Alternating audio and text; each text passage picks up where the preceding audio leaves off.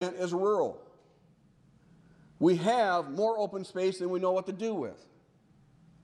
So why is it such a threat? But this isn't only one side of the equation. Let's take a little closer look. Only about 2.6% of the American landscape is urban, with more than 1,000 people per square mile. And about 4.4 is developed, rural developed.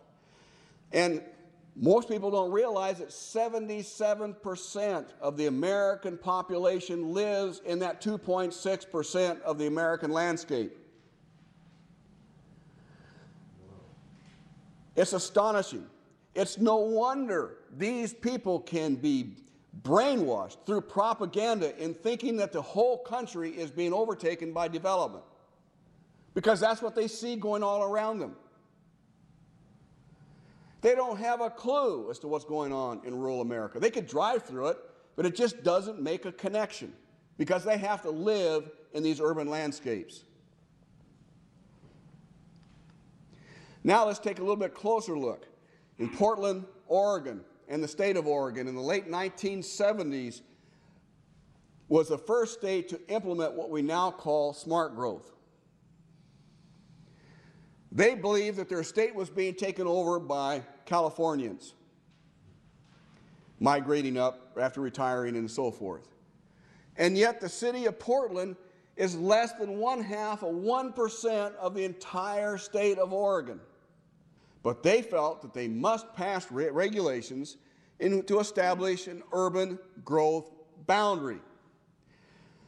And therefore, everything that's within this urban growth boundary is controlled by the city and ultimately state law.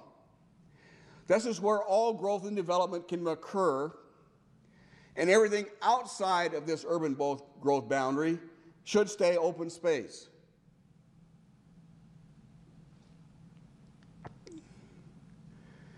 Now, if you happen to be inside the boundary when all this occurred, even though you were farming happily, all of a sudden your taxes skyrocketed and you were forced into selling because the planners want your farm to be a high-density community. This is what the plan calls for. And so, as a result, that area is developed into high-density apartments. They're attractive, and some people like to live there.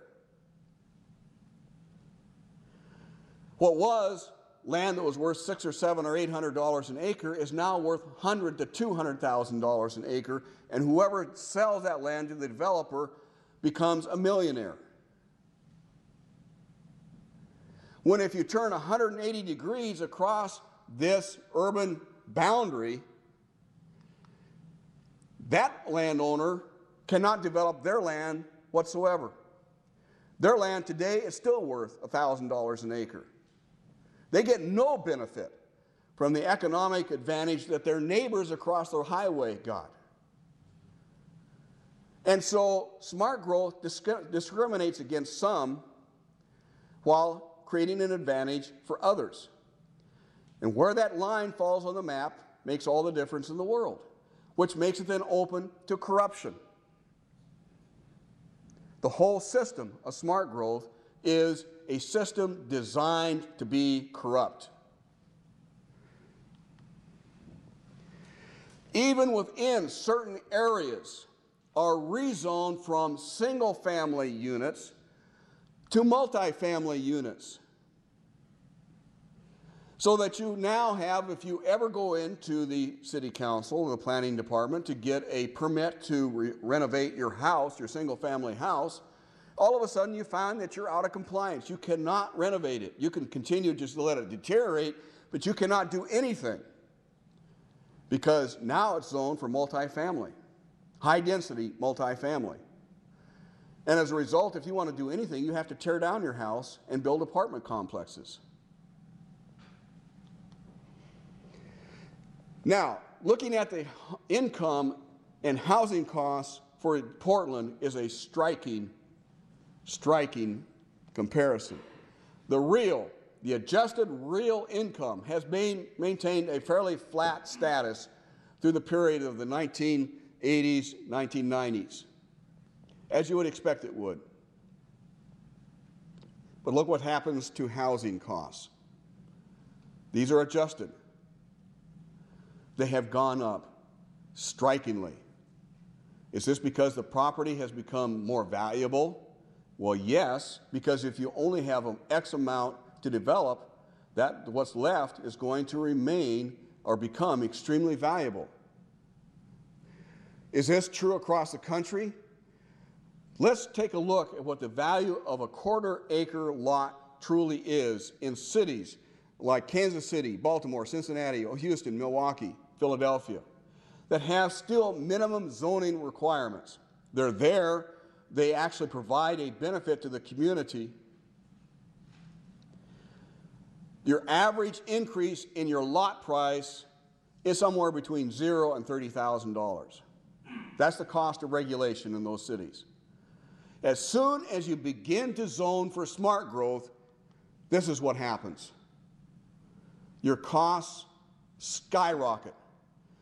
In the case of San Francisco, it has gone up to $600,000 for a quarter-acre lot that is due solely and only to zoning and smart growth.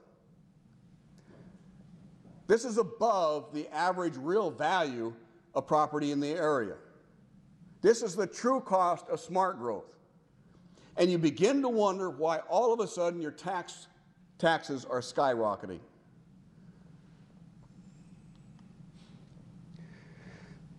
Open space is one of the mantras, a holy mantra, for smart growth. How do you control the development outside of the growth boundary areas? Well, the newest trick that was created in 1992 is conservation easements.